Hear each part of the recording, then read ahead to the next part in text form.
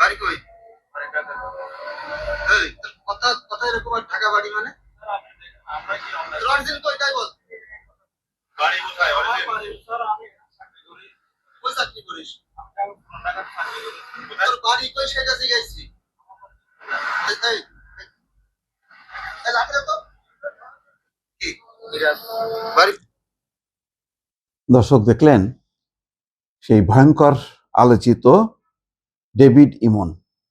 আমি আজকে রিপোর্টটা দেখছিলাম, একটা বিস্তারিত রিপোর্ট প্রথম আলোতে। চাঁদাবাজি খুনে বারবার তার নাম, যেভাবে সন্ত্রাসী হয়ে উঠলেন ডেভিড ইমন।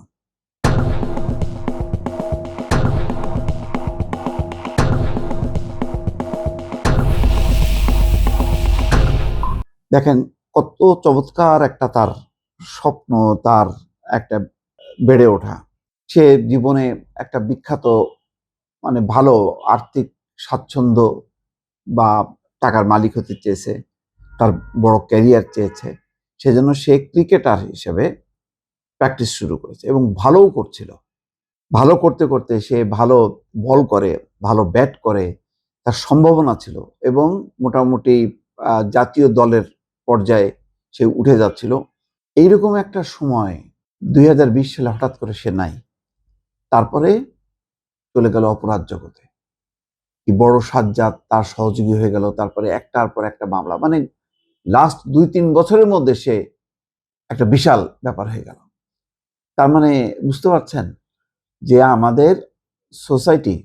আমাদের সোসাইটিতে খুব দ্রুত যে সন্ত্রাস করবে, যে চাঁদাবাজি করবে, যে অপরাধ করবে, সে টাকার মালিক হয়ে যাবে। এবং এটা যেহেতু সহজে টাকার মালিক হওয়া যায় এবং সেই রকম একটা পরিবেশ, আইন, আদালত, যাই বলেন না কেন, সবকিছু কিন্তু বিরাজমান।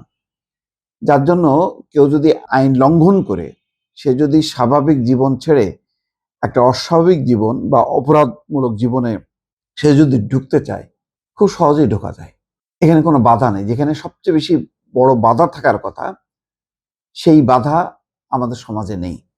যার জন্য ডেভিড ইমন, যার আসল নাম হচ্ছে মোবারক হোসেন, সেই মোবারক হোসেন ডেভিড ইমন হয়ে এমন এক সন্ত্রাসী হয়ে গেল যে ফোনে ফোনে বড় সাজ্জাদের নজরে আসার পর, যখন নাকি ছোটখাটো অপরাধ সে করতে থাকলো, তারপরে বড় সাজ্জাদের যখন নাকি আন্ডারে চলে আসলো তার বিগ বস, তখন সে আরো বেপরোয়া হয়ে গেল এবং ফোনের পর ফোন প্রবাসী ব্যবসায়ী বা কেউ যদি টাকার মালিক থাকে তাদেরকে টার্গেট করে করে পুরো ব্যবসা বাণিজ্যের উপরে তার একটা নিয়ন্ত্রণ এবং মাস্তানি সন্ত্রাস। এবং সর্বশেষ দেখছেন যে ডেভিড ইমন মাত্র 2 দিন বোধহয় সময় দিছিল, নাকি 4 দিন সময় দিল ইন্টারনেট ব্যবসায়ী, সেখানে যে 20-25 জন কিভাবে ভাঙচুর করলো, সমস্ত তছনছ করে ফেললো।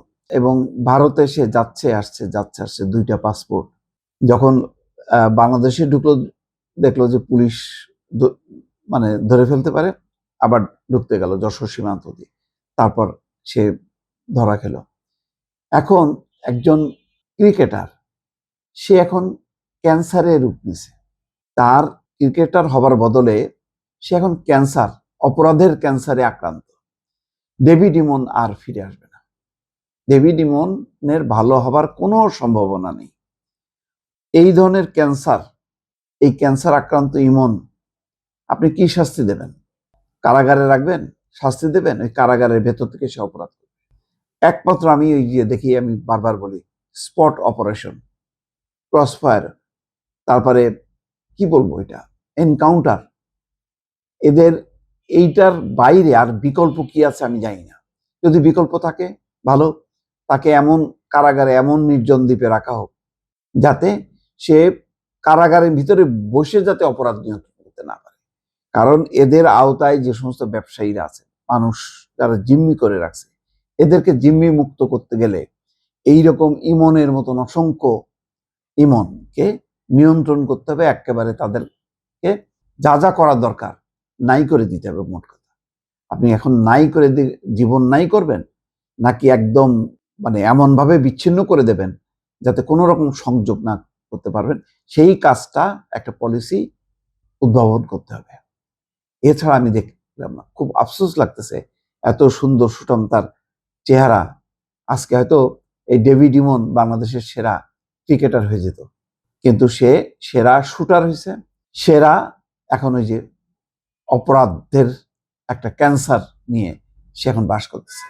সে যতদিন বেঁচে থাকবে তার এই অপরাধের মাত্রাটা বাড়বে, অর্থাৎ মানে এই অপরাধমূলক ক্যান্সারের আক্রান্ত আরো সে বেশি হইতে থাকবে। এগুলি আসলে দুর্ভাগ্য, সমাজের দুর্ভাগ্য। আমাদের সমাজ এইভাবেই ডেভিড ইমনদেরকে তৈরি করছে, যে সমাজে মানে প্রতিরক্ষামূলক কোনো ব্যবস্থা নেই, যে সমাজে পরিবার বলেন বা তার বাইরের যে পুলিশ, আইন, আদালত, মানে মোট কথা একটা বয়সের পরে মানুষ তার পরিবারের মধ্যে থাকে না, সে তখন সোসাইটিতে যায়। সেই সোসাইটির এমন এক সোসাইটি, একটা পলিউটেড সোসাইটি, যে সোসাইটি মানুষকে আর মানুষ রাখে না, মানুষকে অমানুষ করে তোলে। ডেভিড ইমন হয়তো তাদেরই একজন।